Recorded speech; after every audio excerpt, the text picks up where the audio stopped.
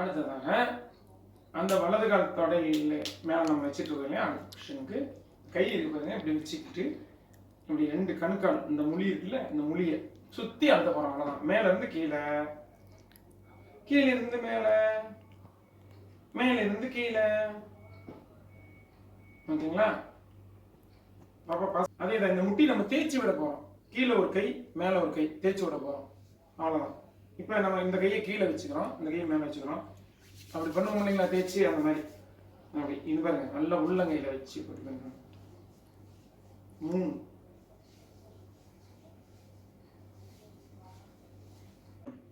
இப்போ இந்த கையை எடுத்து, வலது கையை எடுத்து இது கீழே அப்படி பிடிச்சி ஸ்ட்ராங் ஒரு தாங்கு பிடிச்சிட்டு கொஞ்சம் லைட்டாக தூக்கணும் வாங்கல. இந்த காலை இப்படி பிடிக்கிறீங்களா, கீழே கொண்டு வாங்க. 1 இந்த மாதிரி ஒரு 5 தடவை. திருப்பி திருப்பி